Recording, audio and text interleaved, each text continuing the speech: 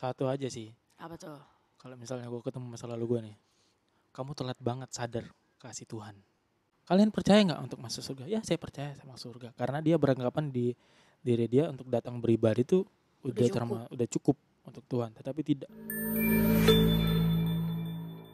Tapi ya kalau kalau gue boleh singgung dikit nih, kadang tuh kita suka bingung gitu kan, saya kayak misalnya ini tuh beneran yang Tuhan mau buat kita atau bener-bener dari kita gitu. Kalau konteks lu kan tadi lu bilang lu tahu ini keinginan lu untuk nggak mau pulang gitu, tapi lu masih tanya sama Tuhan gitu. Tapi kalau gue boleh nanya nih, kalau misalnya kita ada di dalam kondisi yang kita nggak tahu nih sebenarnya keinginan kita doang atau ini sesuatu yang Tuhan mau gitu, ngebedainnya gimana Ya sih? ada banyak cara Tuhan berbicara kepada umatnya. Mm-mm. Kalau di Alkitab kan ada yang kayak nabi dapat penglihatan. Atau ada yang Tuhan sendiri langsung ngomong. Atau Tuhan kirim orang lain untuk ngomong. Mm-mm. Berbagai banyak cara sih. Jadi sebenarnya cara untuk taunya itu ya kita belajar mengenal Tuhan lewat firman Tuhan. Nah, semakin kita Mm. belajar mengenal firman Tuhan, kita semakin tahu Tuhan. Jadi kalau untuk menjinggung itu, kalau aku sih pribadi pas selesai kelas 2 ya, sebenarnya orang tua emang suruh pulang. Namun aku masih tanya Tuhan, Tuhan aku mau kemana? Dan aku dapat jawaban itu kayak misalnya kita kayak diberi tanda ya. Kayak misalnya pengen praktek kan, pengen praktek, guru-guru pasti singgung, kamu nyerah sekolah aja. Atau teman yang lain datang, kamu nyerah sekolah aja. Atau kayak beberapa orang, kamu nyerah sekolah aja. Itu bisa jadi salah satu tanda. Mhm, Dan kalau kayak gue itu emang tanda banget. Dan akhirnya orang tua gue telepon, kayaknya mama lebih suruh kamu nyerah sekolah aja dulu. Dan benar, itu mhm. bisa jadi sebagai salah satu tanda. Kayak Tapi yang meneguhkan apa yang lu inginkan gitu lah ya. ya, tapi hati-hati juga sebenarnya, itu berbahaya juga. Kenapa tuh? Karena itu bisa juga kayak misalnya kayak beberapa kali disinggung kayak gitu, itu dalam hati kita itu terkadang, "Udih, ini tanda nih." Udah kayak nganggap itu tanda banget, Oh, tapi itu padahal bukan belum rencana tentu. Tuhan. Nah, emang salah satu caranya itu memang untuk berdoa dan baca firman Tuhan, mengenal Tuhan lebih baik.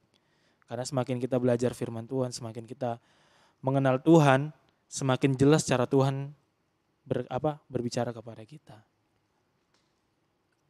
Maksudnya sedalam apa sih untuk kita harus kenal sama Tuhan yang kayak gimana untuk bisa sampai di titik itu gitu? Sulit ya, gimana ya? Sebenarnya sampai dalam banget. Sampai dalam banget Hmm, itu kayak mana ya? Dan sampai emang kita kayak punya hubungan yang hubungan yang langsung dengan Tuhan. Tadi kan gue bilang memang cara Tuhan itu berbeda-beda dalam berbicara kepada, misalnya kan gue tadi lewat tanda-tanda. Mungkin lu dapat mimpi kali gitu, Merlin hmm, kamu harus nyerah sekolah. Wih, gue mungkin. takut nih mau merespon takut nih langsung. Nggak tahu, mungkin kayak misalnya dalam pekerjaan lo, Merlin kamu harus seperti ini. Itu pasti ada. Pernah nggak ngerasain? Kayak misalnya atau ada orang yang tiba-tiba ngomong kata itu berkali-kali buat Pernah sih. nah, itu bisa jadi salah satu tanda yang Tuhan berikan. Oh iya iya. Iya. Oh balik lagi kuncinya kita juga mesti peka kali ya Iya, sama ya ya ya ya ya. Ya. sebenarnya itu sulit juga sih sebenarnya kadang karena ada keinginan yang kita pengen capai kan. Nah iya kadang tuh gue lebih khawatirnya adalah sebenarnya ini karena gue pengen banget nih sesuatu ini gitu. Eh, Jadi ada apa dikit kayak yang tadi lo bilang apa dikit gue yang kayak wah Tuhan ngeiyain nih, Tuhan ya, ngeiyain gitu. Tapi kalau tahu-taunya enggak ya bingung juga ya. Gitu sih. kalau cara gue nih, Heeh.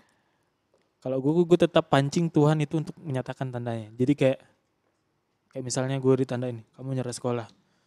Gue tanya lagi Tuhan, Tuhan bener nggak nih? Gue Mhm. doa, gitu ya. Tahu lagi, kamu nyerah sekolah. Gue tanya lagi, bener gak tuh? Jadi Sampai emang ada tanda yang bener-bener lo membuat lo itu kuat kalau kamu harus melakukan ini. Jadi ketika berdoa pun sebenarnya lu nanya ke Tuhan ya, bukan yang apa yang lu pengen lu Iya, submit gitu. berdoa itu kayak ngobrol sama Tuhan loh. Wih, Itu asiknya Tuhan kita. iya Diajak sih. ngobrol. Tuhan, kayak gini, kayak gini, kayak gini. Tuhan itu perbolehkan loh. Itu yang kasih kemurahan Tuhan. Tuhan izinkan kita untuk ngobrol dengan dia. Iya sih, iya benar-benar. Mantep sih emang Tuhan. Oh, haleluya. Yoi. Cuma kan kadang tuh ada, aku sering dengar sih ada orang-orang yang suka bilang kayak, orang-orang yang kayak gitu, pengen tahu nih sebenarnya kehendak Tuhan apa sih gitu kan. Ah, Terus dia berdoa gitu. Tapi pernah dengar juga ada yang dibilang, kenapa sih kok gue doa udah lama-lama tapi gue nggak pernah tahu dan tetap nggak tahu nih maunya Tuhan apa gitu. Terus ada yang bilang kayak, makanya lo kalau doa jangan ngomong mulu, jangan nanya mulu, lo juga harus ada bagian untuk mendengarkan gitu. Kalau menurut lo itu kayak gimana tuh? ya itu sebenarnya ada benarnya namun ada salahnya juga. Gimana tuh, Kalau coba untuk diluruskan. doa, Tuhan itu udah berikan cara doa yang baik dalam doa Bapa kami. Mm-mm. Bapa kami yang di surga, dikuduskanlah namamu, datanglah kerajaanmu dan jadilah kehendakmu. Jadi intinya dalam berdoa itu yang pertama memuji Tuhan. Mm-mm. Baru menaikkan setiap permintaan kita. Makanya kalau kita dalam ibadah sini kan pujian dulu kita naikkan. Pujian kepada Tuhan. Iya, iya. Baru doa syafaat. Ya, Karena kita harus memuliakan Tuhan dulu. Sama kayak misalnya kalau di dunia ini minta duit ke orang tuaan. Wah, papa ganteng. Kalau ke orang tua kayak agak-agak ini ya, lebih ke arah-arah negatif gitu biasanya. Kalau tiba-tiba datang muji-muji orang tua tuh kayak apa mau kamu gitu. Ini untuk anak kecil aja, kalau orang dewasa ngapain? Iya kan. Tapi kalau sama Tuhan gak gitu lah ya. Ya seperti itu sebenarnya. Oh Jadi kita sama justru. puji Tuhan dulu, memuji Tuhan dulu, kita sanjungkan dia karena emang Tuhan itu layak ditinggikan, layak dipuji. Bukan karena hanya dia melakukan hal yang besar bagi kita, tetapi emang dia Allah yang layak disembah, layak ditinggikan. Dan Tuhan juga memberikan pengajarannya seperti itu. Awalnya, Bapa kami yang dalam surga, dikuduskanlah namamu. Puji Tuhan dulu, baru kita menaikkan doa syafaat kita. Nah, dan yang kedua, apa yang sebenarnya kalau misalnya doanya belum dijawab itu, kalau yang apa ya, kami yang pelajari di sekolah Alkitab, itu sebenarnya rencana Tuhan. Gimana tuh coba? Rencana Tuhan itu kita nggak akan tahu sampai Tuhan nyatakan. Nah iya betul. Sampai Ngerti, Tuhan. ngerti, ngerti. Nah masalahnya itu waktu Tuhan beda dengan waktu kita. Misalnya kita butuhnya nih, misalnya sekitar 2 hari. Tapi Tuhan itu baru nyatakan 5 hari ke depannya. Itu jadi waktu Tuhan itu beda dengan waktu kita. Tetapi satu yang pasti, itu semua yang terbaik. Itu Amin, pasti setuju. yang terbaik. Oh mungkin ini lebih ke ini kali ya. Kadang kita minta itu sesuai apa yang kita mau tapi bukan yang kita perlu. Sedangkan Tuhan selalu jawab sesuai yang kita perlu gitu ya. Sesuai yang kita perlu. Jadi kadang kita itu meminta apa yang kita mau tetapi bukan apa yang kita perlukan. Iya, iya, iya. Aku maunya kayak misalnya nih, pengen apa ya, kopi. Gue pengen banget minum kopi hitam. Tapi gue sebenarnya nggak perlu kopi hitam karena misalnya lambung gue sakit. Itu kan nggak perlu tuh, bahaya Iya, banget. heeh. Akhirnya gue dikasih jus. Itu bagus buat. Jadi apa yang kita minta itu kadang berbeda yang Tuhan berikan. Iya, iya, iya. Walaupun berbeda, itu sesuatu yang kita perlukan. Tapi kadang kita nggak ngerti Nggak ketika ngerti. itu terjadi. Ya, ya benar-benar. Ya mungkin tiap orang punya apa ya, perlu ada prosesnya masing-masing Iya. untuk dia bisa ngerti lah ya. Itu proses sebenarnya dalam doa itu melatih kita untuk kesabaran kita terhadap Tuhan. Dan untuk kita makin ngerti juga maunya Makin Tuhan ngerti apa. untuk rencana Tuhan. Kalau dilihat-lihat nih kan tadinya lu bandel lah gitu. Berani nyolong duit lah apa. Itu kan lumayan bikin kaget gitu. Tapi maksudnya lu bisa sampai ada di posisi yang ya bisa dibilang punya hubungan yang baik sama Tuhan, jadi dekat sama Tuhan, itu tuh gimana sih? Maksudnya kan nggak apa ya, maksud gue pasti kan ada sesuatu yang terjadi sama lu atau dari kecil atau gimana yang ngebuat lu senakal-nakalnya lu punya hubungan sama Tuhan atau gimana gitu. Ya itu karena memang Tuhan sering banget tegur dan juga gue akhirnya percaya bahwa itu emang teguran Tuhan. Gimana ya? Salah satunya sih lebih simpelnya sih gue masih hidup sampai sekarang. Karena kalau gue lihat beberapa kejadian yang terjadi itu sempat gue ingat itu memang sempat hampir merebut nyawaku. nyawa orang lain gak tahu. Ya itu urusan dia sama Tuhan lah ya. Ini urusan gue sama Tuhan nih. Ya, beberapa kali tuh, dan yang paling parah emang itu di bagian kaki. Oh jadi kayak selalu nyerang ke kaki gitu. Kaki kiri kanan. Tapi maksud gue gini, ketika lu akhirnya ngerasa ditegur sama Tuhan dan segala macam itu, untuk lu menyadari itu adalah teguran dari Tuhan, kan pasti lu udah punya hubungan juga dong sama Tuhan. Kalau sebagai orang yang gak kenal Tuhan kan tentunya gak akan bisa peka kan. Lu bisa ceritain gak kenapa lu bisa ada di posisi yang kayak, oh gue tahu nih emang ini benar-benar Tuhan gitu. Sebenarnya itu gue tahu Tuhan itu emang udah lama ya, karena kan gue seorang anak sama Tuhan. Jadi gue pasti belajar tuh firman Tuhan. Dan jujur aja nih, gue paling pinter nih di sekolah minggu di antara yang lain. Karena anak pendeta. Dan nilai agama gue paling tinggi. Oh. Karena seorang anak pendeta. Karena kalau jelek mama gue yang dibawa. Jadi maksudnya even nakal pun lo tetap masih merhatiin lah ya. Iya. Oh Jadi, makanya tadi anak nakal yang paling baik. Ya, anak nakal yang paling baik. Gue mulai mengerti. Jadi karena kan gue sebenarnya gue tahu Tuhan itu maha kuasa, Tuhan itu penuh mujizat. Karena beberapa kali gue berdoa ada mujizat yang terjadi. Dulu pernah gue sempat sakit, panas. Dan pada saat gue tidur itu tiba-tiba entah mengapa gue putar lagu rohani kan. Gue lupa lagunya apa tuh. Lagu rohani, dan itu membuat hatiku bergetar gitu kan. Akhirnya gue ambil kesempatan untuk berdoa. Tuhan ampuni, berdoa memuji Tuhan sampai nangis-nangis. Besoknya sembuh. Dan gue ngalamin mujizat itu, entah itu berapa kali, banyak kali. Sebenarnya dari dulu, dari gue kecil itu kaki gue itu sebenarnya sering terjadi kecelakaan, ditabrak lah, jatuh dari pohon. Gue malah pengen ketawa. Gue pertama, kalau kan cowok itu kalau lari pertama kali merasa diri larinya kenceng, itu pasti sombong cuy. Oh. Karena dulu pernah, karena gue ngerasa lari gue paling kenceng dari yang lain, ada motor lewat, gue balap. Wah, jadi gue depan nih, motornya udah klakson nih.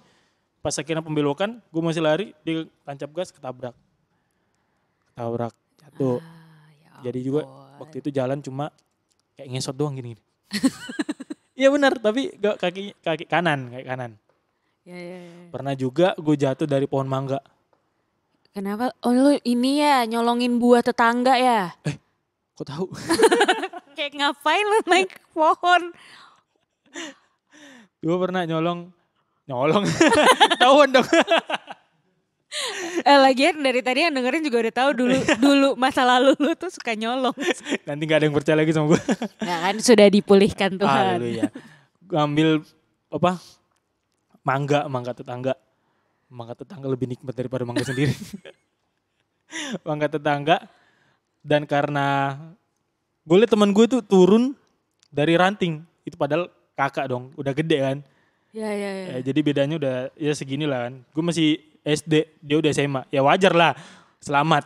Karena udah lebih tinggi badannya. Gue coba turun. Jadi kayak misalnya rantingnya sini kan, tanah di sini. Gue coba dari sini, turun. Gue masih gantung, masih ngerasa takut. Akhirnya gue lepas, jatuh.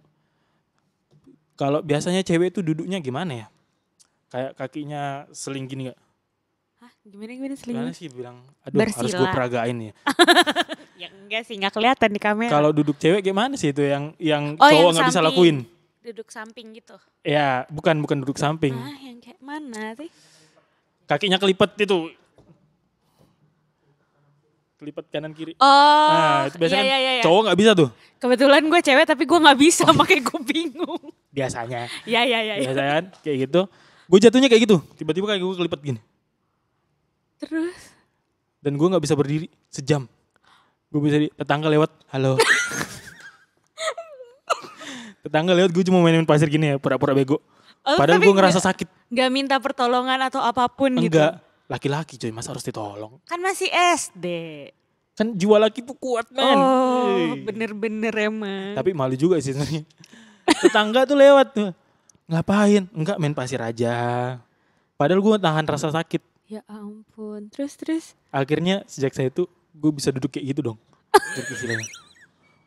Teman cowok gue bingung. Lu kok bisa duduk kayak gitu, lu cewek ya? Kagak lah. Karena jatuh dulu. Karena jatuh. Sampai sekarang jadi bisa. Sampai sekarang bisa. Jadi itu hikmahnya atau gimana tuh? Dan emang Wow. beberapa kali tuh iblis itu nyerang kaki. Makanya gue sampai sekarang rasa bersyukurnya gue masih bisa jalan. Dulu pas pengerja, kalau gue disuruh sama atasan, sama gembala, Oh di Gue- sekolah kita pada gembala juga ya? ada. Iya, oke. Silakan. Pas disuruh sama gembala, yang gue lakuin itu kayak misalnya antar surat ke kelas ini, gue lari, gue pasti lari. Banyak yang bilang, maksudnya ini pengerja lari. Karena kerjaannya Karena gua lari. lari. Gue lari karena gue pikiran itu cepat selesai. Dan satu yang gue pakai itu karena gue mengucap syukur. Karena kaki setelah gue semua itu itu kaki lo tetap Masih baik. bisa gue pakai lari. Wow, ya benar. Itu yang akhirnya gue ngerasain itu memang Tuhan itu baik banget dalam hidup gue. Iya sih, setuju. Walaupun emang gue kadang lari, akhirnya jatuh juga. Sampai segede di sekolah kita tuh masih jatuh-jatuh juga. Masih. Gue pernah karena hujan kepleset jatuh. Tiba-tiba daging keluar dari sini. Serem banget sih, ya ampun. Tapi gue nggak kecewa. Jadi gue kayak ngerasa, seneng banget kayak orang baru belajar lari. Ya Jadi itu karena ada rasa syukur rasa lah ya, syukur yang lo Tuhan bisa berikan. lari-lari. Wow, luar biasa. Tapi nih ya Sas, dari tadi gue ngobrol sama lo. Ini banget ya, kayaknya usil-usil gimana gitu gak sih? Kayaknya iseng gitu deh. Siapa gue? Iya. Emang Iya kayak sih. gitu sih. Di sekolah kita juga iseng-iseng juga tuh. Iya. Ceritain dong, Ci. Staff gue usulin juga. Ya Allah, diapain? Staff gue yang di kantor maafin aja. Misalnya dia nonton. Ya nanti tinggal dikasih linknya. Sebenarnya usilnya nggak parah-parah amat sih. Jadi kayak misalnya kan soalnya kan biasanya itu tegang.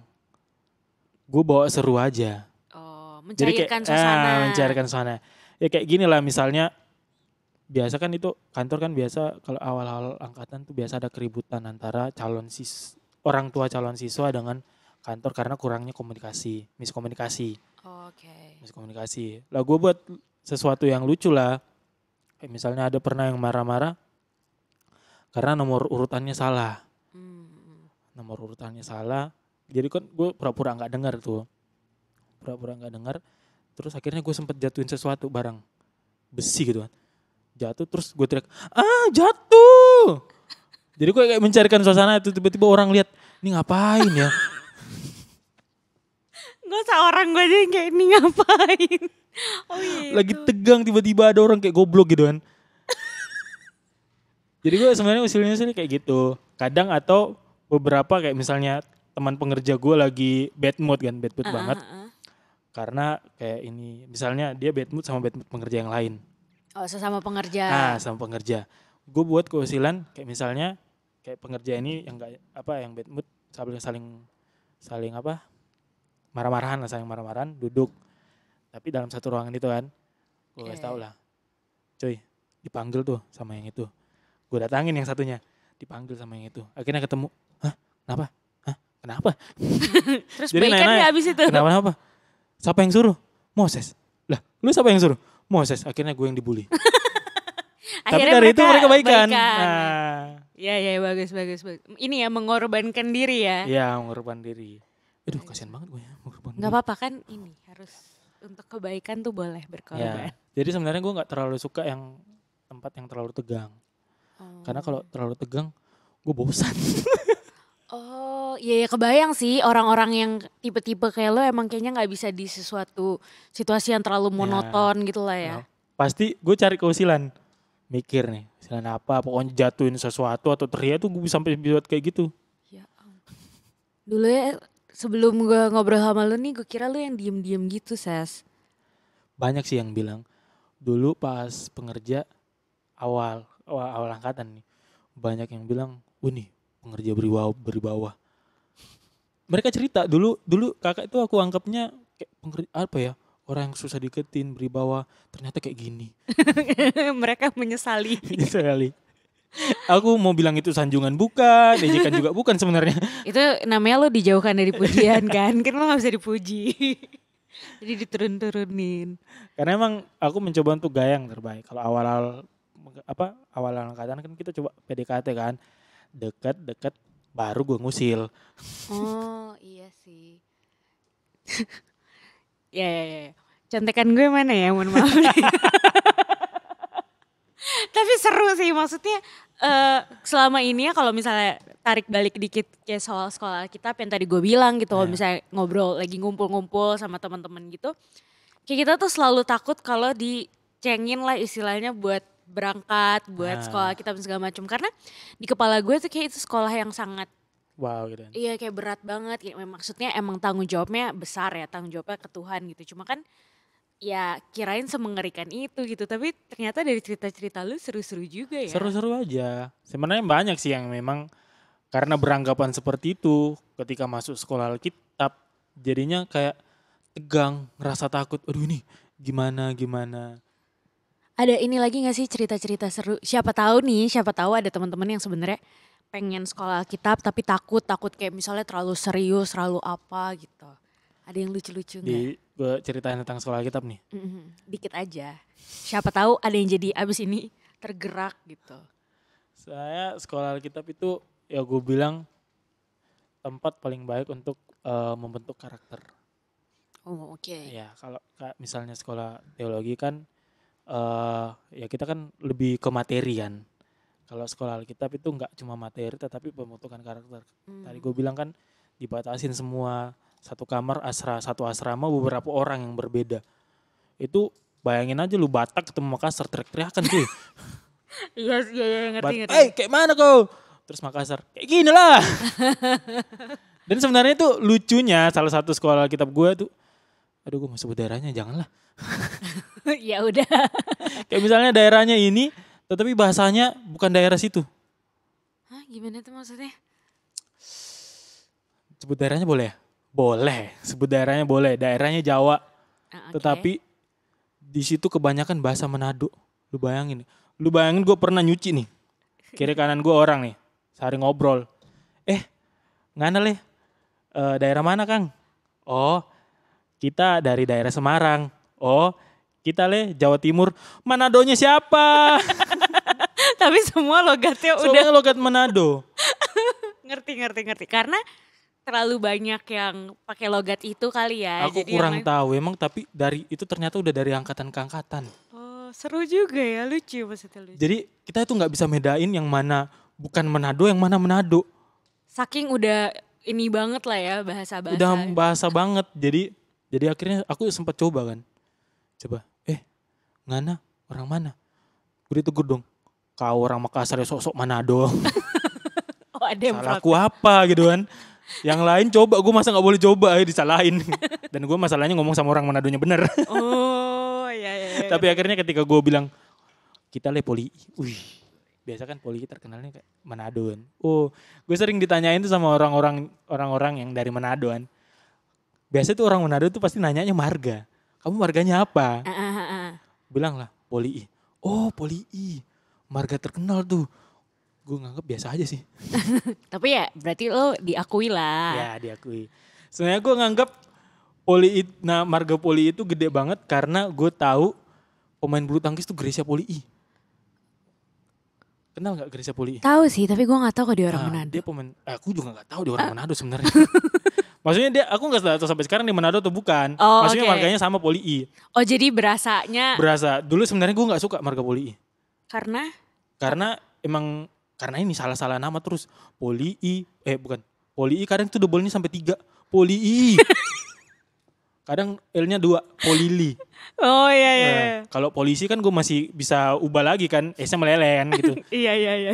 Polili. Kadang cuma 1, Poli. Tapi gue juga lo nama belakang gue bukan marga sih. Tapi sering banget diselipin sama orang ada G-nya. Jadi nama belakang gue Malinton kan. Sering banget gue dipanggilnya Malington kan kayak gue kayak maling ya. Dan banyak banget. Gue pernah nerima paket nih ke rumah. Kebetulan temen gue yang mesenin paketnya. Terus gue kaget dong. Hah maling gitu kan.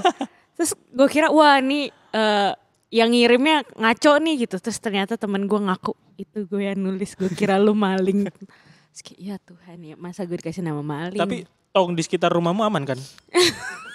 Maling tong. Enggak pakai G juga belakangnya. Sorry. Ton. Ya gitu, terbuli dari nama belakang tuh emang sering terjadi. Iya, jadi kan karena di situ gue nggak suka marga Poli I. Akhirnya sempat nih, kan gue emang suka main bulu tangkis, nonton lah Olimpiade bulu tangkis.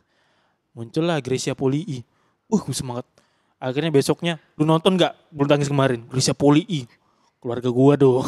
Padahal gue nggak kenal. Ngaku-ngaku aja Ngaku-ngaku ya. aja. Mentang-mentang ada prestasi. Karena orang pasti nanya, lu saudara ya sama Grecia Poli? Gue bilang, iya, kenapa lu?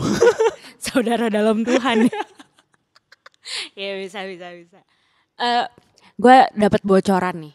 Katanya dulu lu suka nyolongin ini juga ya di soal Alkitab ya. Nyolong apa? Makanan. Nyolong makanan. Wah. Ngabisin makanan. Jadi walaupun udah bertobat tapi setelah masuk sekolah Alkitab yang dicolong berubah gitu. Gimana tuh ceritanya? Gue bilang nyolong juga sebenarnya iya sih. Ya dialusin lah yang. Sebenarnya gue nggak nyolong. Gue menghabiskan makanan. Oh, nggak mubazirin berkat gitu ya. Gimana Jadi dulu tuh ceritanya? Kadang kan memang di sekolah Alkitab tuh pasti ada makanan yang sisa. Dan itu kan kalau di ruang dapur, khususnya ada di sekolah Alkitab yang gue pernah tempatin, ada lemari kaca itu khususnya kayak makanan buat guru-guru. Kadang juga guru tuh makan gak kayak siswa biasa, guru itu cuma makan daging nasi enggak. Makannya dikit lah. Jadi kadang gue awal-awal gue jadi pengerja, gue nanya, Mbah, panggilannya kan Mbah. Yang pengurus dapur. Mbah, ini bisa dimakan gak? Ya boleh, makan. Beberapa kali nanya lagi, Mbah ini bisa dimakan gak? Gue buka, makan. Itu padahal lemari gak boleh disentuh loh. Tapi lu sentuh dan lu buka. Wow. Tapi kan gue nanya. Minta izin dulu. Kan. Akhirnya beberapa setahun udah lewat, gue tanya terus. Akhirnya karena gak ada, gue buka aja, gue makan. Tapi pernah ada kejadian gak? Kayak maksudnya jadi sesuatu yang kayak gak baik gitu. Atau ya ternyata gak apa-apa gitu. Bukan gak, sebenarnya sih ya itu gak baiknya karena mungkin aku gak bilang ke mbaknya. Tapi mbaknya juga senang sebenarnya. Karena makanannya gak dimakan. Itu sebenarnya makanan 2 hari yang lalu loh. Hah? Tapi gak tahu aja, gue senang aja makannya. Gimana ceritanya? Kok bisa ada di makanan? Jadi itu udah dipanasin, ditaruh, disediain buat guru tuh. Buat guru yang akan makan itu. Gak dimakan. Dipanasin lagi. Gue udah lihat, kayaknya gak dimakan nih. Terus panasin lagi, gak dimakan. Ditaruh di lemari, gue ambil, gue makan. Daripada dibuang kan. Iya. Tadi tuh gue pikir makanan udah 2 hari tuh like bener-bener literally 2 hari. Enggak terus lu agak kaget gue deh tadi. Lu suka mengeluarkan statement mengejutkan soal. Tapi gue dulu pernah makan basi loh. Gimana lagi Nasi tuh? goreng basi. Hah? Itu dong udah kayak ada lendir-lendir. Iya. Gue gak tahu itu maksudnya dulu itu kecil gue gak tahu bagaimana bentuk makanan basi. Oke. Di suatu kotak makanan adik gue, nasi goreng. Nasi goreng kan cepat basi emang kan. Iya. Gue lihat, wih nasi goreng nih. Makan, mak gue datang. Nah udah basi, enak kok. Ya udah gue makan aja. Dilanjutin makannya. Dan di situ gue tahu, oh ini basi. Ya udah. Masalahnya udah tinggal dikit, sayang juga kalau nggak dihabisin. Prinsip gue tuh kalau di piring gue nggak habis itu nggak akan tenang gue. Harus habis. Tapi kan kebetulan itu piring adik lu ya? Ya karena kan gue jadi udah tempatin makan jadi piring gue maksudnya. Pokoknya yang makanan yang gue santap. Udah diambil harus dihabisin. Gue harus habisin. Nah ini satu-satunya yang paling boleh ditiru lah ya. Nah jangan buang-buang makanan. Sayang. Gue yang Basi makan pun nanti. Tapi bagian basinya jangan ditiru ya guys. Jadi itulah. Tapi sebenarnya karena akhirnya mbaknya ini kenal aku juga. Ya gimana gak kenal tiap hari nanyain boleh dimakan. Dan cuma gue doang yang makan kayak gitu. Yang lain itu sopan, gue gak sopan. Ya tapi biasanya kayak gitu-gitu malah yang diinget ya jadinya. Ya jadi, tapi akhirnya senang juga. Akhirnya memang makanan itu akhirnya gak dibuang, pasti ditawarin ke gue. Ses, nih makan, ya udah gue makan. Ya bagus. Daripada kan dibuang sayang. Itu masih sebenarnya masih layak dimakan. Cuma kan emang kadang gak ada yang mau makan. Jadi gue makan. Walaupun emang gue udah kenyang, gue tetap makan. Bagus. Gak boleh buang-buang makanan. Jadi sebenarnya lucunya tuh pas gue masuk kelas 2 nih. Pas gue masuk kelas 2, tapi Apa gue tuh? tetap masih jabatan seorang pengerja. Masih ada pengerja, masih ada kelas 2 lah. Kan biasa Oh, itu jadi sambil pengerja jadi yang sudah belajar. Istilahnya gitu. Oh, ya ya ya. Jadi masih pengerja. Sebenarnya ada peraturan dari ibu, bilangnya sih ibu gembala ya. Mm-mm. Ibu gembala itu pengerja yang sekolah nggak boleh turun ke dapur. Kan lantai 2 tuh, ruang makan dapur. Oh, karena lo dianggapnya udah jadi siswa lagi gitu lah ya. Iya, Nah, tapi gue tetap turun. kenapa, Ses? Karena mau ngabisin makanan. Gue lapar cuy. Bener-bener. Tapi gue masih sopan. Gimana tuh? Gue turun, ketemu ibu itu. Bu, selamat pagi. Oke, gue sambil makan. Gak ditegur, ya gue fan-fan aja kan gak ditegur. Kecuali gue ditegur baru gue gak akan naik lagi, gue turun lagi. Ibu itu sadar gak lu udah jadi siswa? Sadar. Gak tahu, kayaknya sayang banget sih gue. Oh ya mungkin biar makanan Sempat habis gue kali. kepikiran kalau gue nyerah sekolah lagi mungkin gue di sana, tapi gak di sana. Sayang sekali. Biar tempat-tempat lain juga ini ya, mengenal lu gitu. Ya, jadi kadang itu pas gue turun, teman gue yang pengerja yang siswa ragu kan, agak takut. Gue panggil aja, sini makan aja kali. Kalau ngajarin orang. Sana. Masalahnya biasa itu kadang disediain ada kan biasa dibuat itu kayak misalnya ada makanan sedikit spesial, cendol lah dibuat cendol itu pasti kayak udah diporsiin namanya ini namanya ini namanya ini. Nah daripada mereka nggak tahu nggak ngambil-ngambil gue panggil. Oh, lo kasih Makan tahu nih. nih Ya, yang ini ini ada boleh. ini, yang ini boleh, yang ini boleh ini nggak boleh tapi bagi gue boleh. Speechless banget nih. Jadi akhirnya karena jadi orang juga santai juga lihat gua ibu yang sebenarnya negur itu juga apa yang larangin itu karena nggak tegur gua juga aja santai kan. Ya iya sih, tapi ya mungkin ibunya juga bingung kali Ses. Ngadepin yang kayak lu gimana nih. Ya ampun. Berarti sekarang mereka lagi merindukan yang ngabisin makanan gitu ya. Mungkin Atau lu udah mendidik orang lain untuk melakukan. hampir sih, cuma kayaknya gue kira itu kayaknya salah. Ya Gue cuma bilang ke mereka aja kalau kalian mau ambil makan tanya dulu. Nah itu bener lah ya, Nah. dimanapun kalau Karena awalnya gue nanya juga awalnya. setelah setahun. Karena gue udah tahu, makanya gue kasih tahu. Pokoknya paling penting itu kalau jadi pengerja itu sesuatu yang kamu mau lakuin, sesuatu yang kamu ambil tindakan itu tanya dulu. Itu yang salah satu yang paling penting gue kasih tahu kepada junior. Tanya dulu walaupun nama gue junior ya. Iya juga, lu selamanya akan selalu jadi junior ya? Karena yang senior hanya Tuhan. Weh. Walaupun banyak yang kepikiran bapak gue namanya Moses Senior Poli. Padahal bukan. Jadi gue kasih tau gitu, pokoknya kau mau sesuatu nanya. Usahakan jangan tiru saya. Bagus. Paling enggak lo menurunkan sesuatu yang baik lah ya. Ya. Karena emang aku memang usil. Jadi aku sadari memang aku emang agak usil. Nakal lah istilahnya nakal. Bagus. Kalau ada pepatah Mengakui. Bali, kalau kamu semakin nakal, aku semakin nakal. Tapi kalau kamu jahat, aku nggak akan jahat. Oh jadi kayak agak ini ya membenarkan nakal tapi nggak membenarkan kejahatan Iya, gitu. itu Bali loh, bukan gue. Itu karena gue liat aja di baju Bali kan biasa baju Bali kasih motivasi gitu kan. Oh yang kaos-kaos lucu gitu. Paham. Gue pernah denger nih Ses, ada yang bilang gini, dulu Moses ditanya, abis kelas 2 mau kemana, terus lo jawabnya pengen jadi nabi. Itu apaan Ses? Siapa yang berani jawab pengen jadi nabi? Emang bener-bener. Gue kayaknya tahu nih sumbernya siapa. Oh kita punya banyak sumber dari segala arah. Duh, nabi. Kan kalau di gereja kan diterangkan ada 5 jawatan kan. Iya. Rasul, nabi, penginjil, gembala, sama pengajar. Jadi itu beda-beda karakternya kan. Jadi kalau nabi itu seseorang yang menerima penglihatan langsung dari Tuhan. Jadi kayak utusannya langsung Tuhan. Kan Nabi Musa dapat penglihatan dari Tuhan. Ini mentang-mentang Nabi namanya Elia. sama ya, Moses sama Musa. Sebenarnya gue awalnya nggak tahu, cuma lu bilang sama ya udahlah. Silahkan lanjut. Emang karena kan Inggrisnya aku kan. Tapi bahasa Inggris gue rendah loh serius.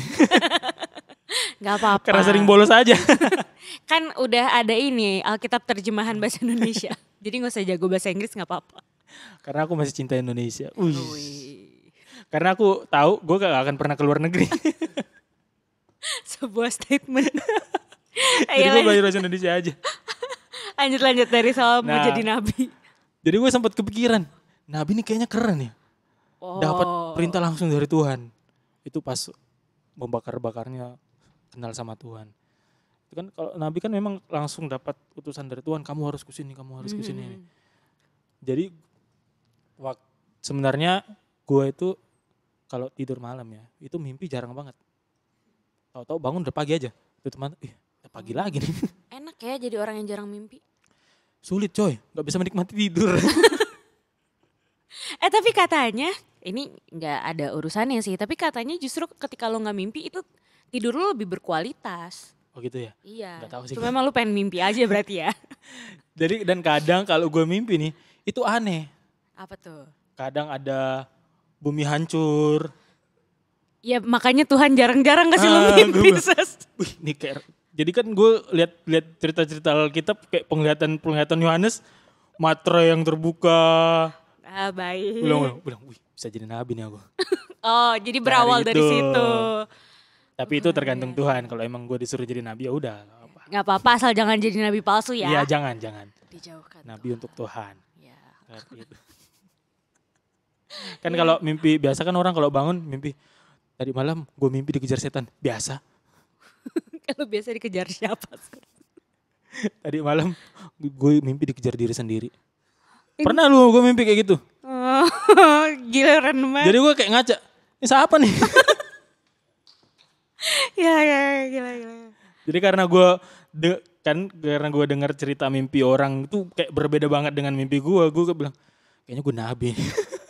Oh, baik. Tapi jangan sampai ditiru ya. Itu semua perintah Tuhan loh. Ya balik lagi ditanya ya Tuhan maunya menghendaki Maunya apa apa buat lo juga. Kalau misalnya lu kan lu melalui proses yang lumayan seru nih. Dari nakal-nakal, dari anak warnet lah, ditegur Tuhan berkali-kali sampai akhirnya lu sekolah Alkitab, sekarang melayani full timer gitu lah ya, bener-bener hidup lu buat Tuhan gitu.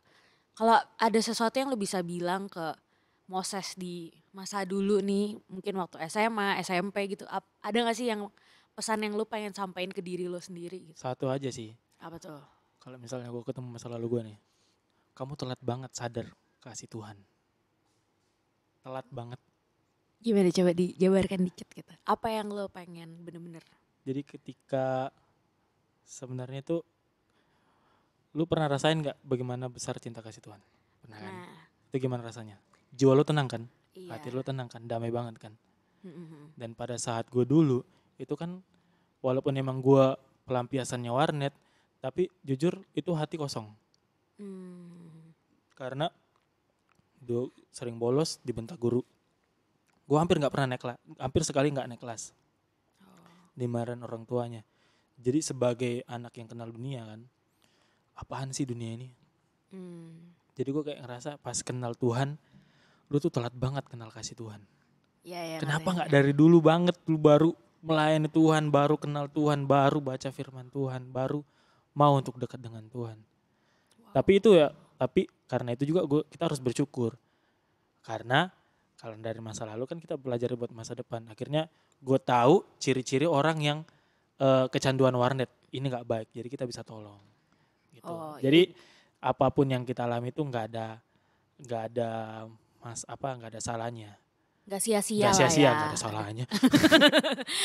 Ada sih salahnya, ya kan? Gak sia-sia gitu pakai.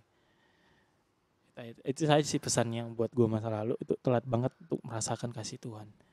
Karena kalau kita dari dulu pas perbedaan gue dulu sampai sekarang itu baru pertama kali ini gue kenal namanya rasa cinta dari Tuhan. Wow. Benar, walaupun cinta untuk yang lain juga cinta. Gue dulu nggak pernah pacaran cuy. Alim, anak nakal yang alim. Emang kalau pacaran nggak alim apa gimana? Kan biasanya kayak gitu. Oh biasanya. Tapi banyak cewek yang deketin. Gue tolak. Tapi serius? gue gak tolak karena ujian ya. Tolaknya kenapa nih? Karena gue gak pengen pacaran. Karena aku lebih cinta game. Gue kira lo mau bilang karena gue lebih cinta Tuhan gitu. Karena lebih Dulu cinta. kan, dulunya. Dulu. Oh waktu SMA. Karena gue bilang, karena aku gak mau pacaran, karena gue cinta Tuhan. Paulus dong gue. Tahu gak Paulus? Gak nikah loh Paulus. Yes. Iya. Tapi kerinduan gue pengen nikah. Iya. Udah ada calonnya belum? Belum sih. Boleh promosiin diri gak deh canda? Udah mau mulai. Yeah. Jadi cita-cita gue itu nikah buat keluarga masuk surga. Udah gitu aja. Simple kan? Bagian melayani Tuhan ini di kemana ini Sas? Masuk surga itu gak akan bisa kita masuk surga tanpa melayani. Mantap. Itu dia. Sebenarnya itu berat. Jadi orang-orang yang bercita-cita untuk masuk surga, kita pikir dulu, emang pekerjaanmu, kehidupanmu itu benar-benar membuat kamu masuk surga atau enggak? Nah ini menarik nih. Gue jadi terpikir satu statement nih. Kan sering banget nih kita di gereja atau di mana gitu suka ditanyakan, kalian sebagai orang percaya, kalian percaya nggak kalau kalian bakal masuk surga gitu? Terus kan pasti dibilang iya percaya gitu, pasti masuk surga. Kalau menurut lo gimana? Belum pasti dong berarti. Belum pasti. Nah betul, coba.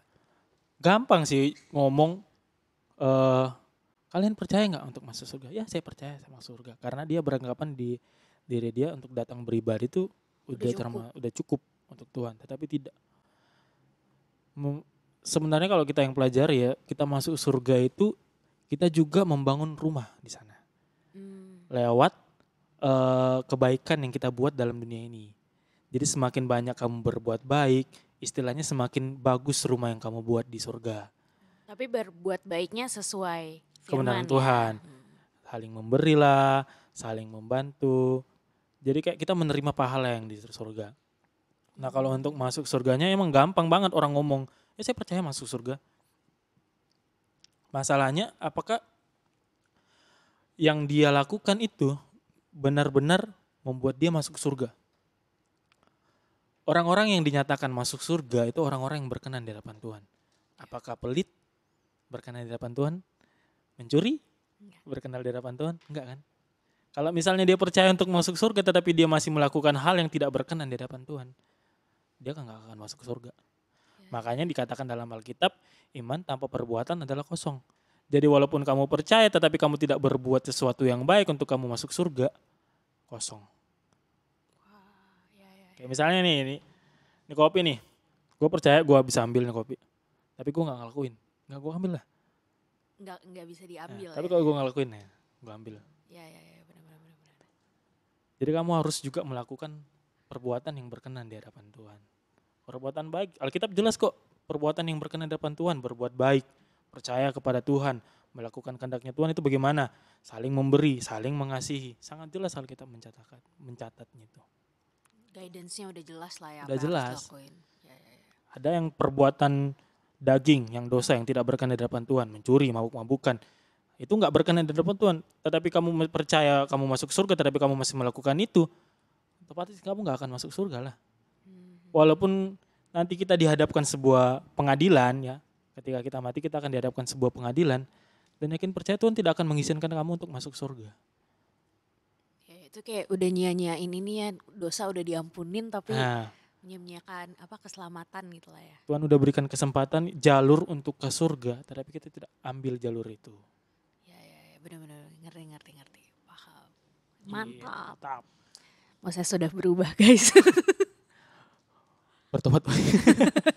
Bertobatlah, kerajaan Allah sudah dekat. Itu kan biasa orang suka bercanda gitu tapi nggak ngerti konteks benernya apa gitu. Nah, bertobatlah, kerajaan Allah sudah dekat. Itu kan yang perkataan Yohanes kan.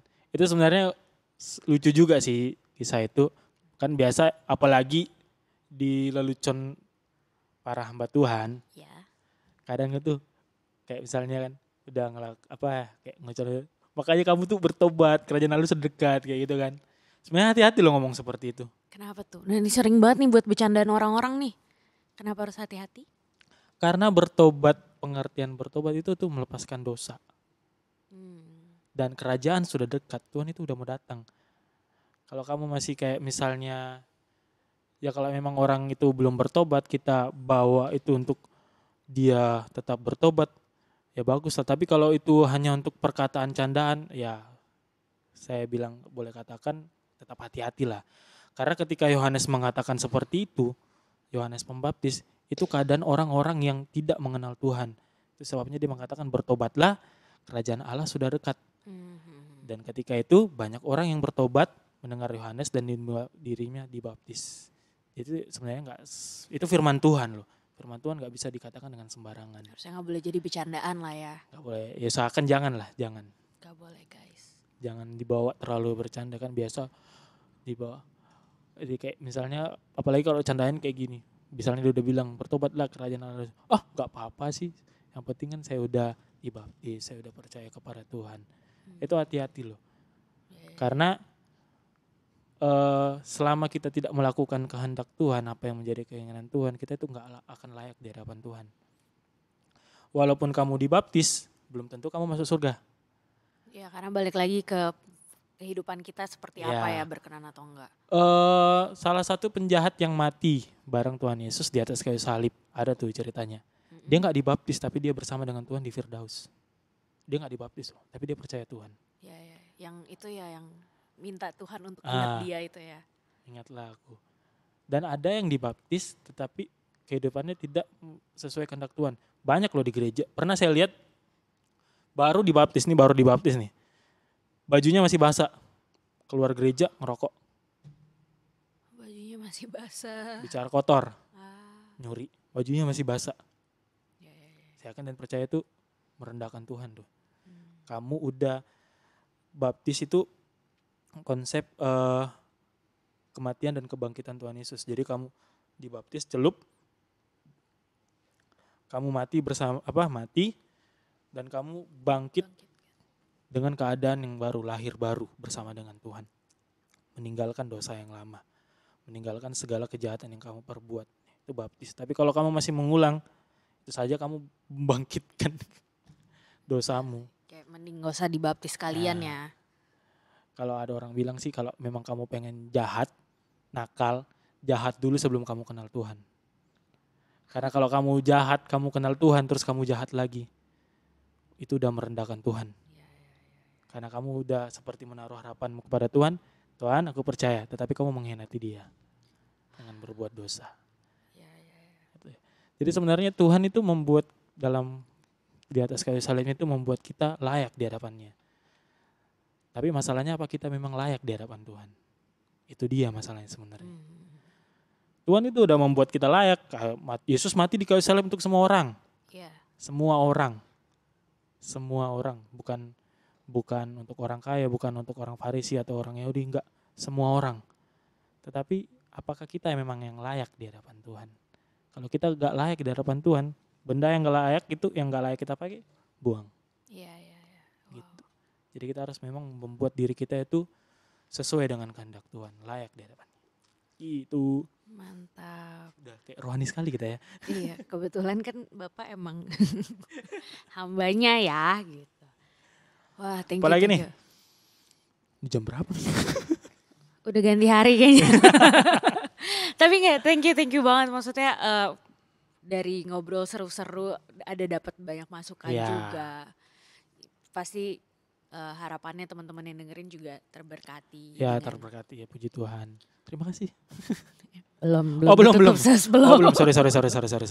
Ya maksudnya kalau gue boleh simpulin dikit nih, kayak dari tadi perjalanan lo lah ya, maksudnya dari kecil, yang kata lo kan kecil dulu kan. Iya, kecil dulu. Maksudnya ya kita bisa lihat kalau namanya udah dipanggil Tuhan, lo mau lari kemanapun Tuhan pasti tarik. Dan itu sebenarnya bukan karena Tuhan memaksakan kehendaknya, tapi justru itu kemurahan Tuhan buat kita ya. Untuk menyelamatkan kita.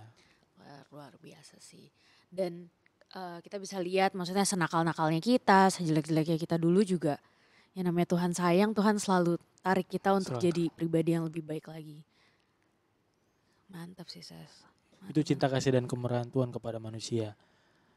Yang paling baik itu Tuhan tidak akan pernah mau meninggalkan anaknya, ciptaannya. Ada yang diciptakan untuk kemuliaan Tuhan tapi dia berbuat dosa. Itu diusir dari Taman Eden itu bukan karena Tuhan jahat.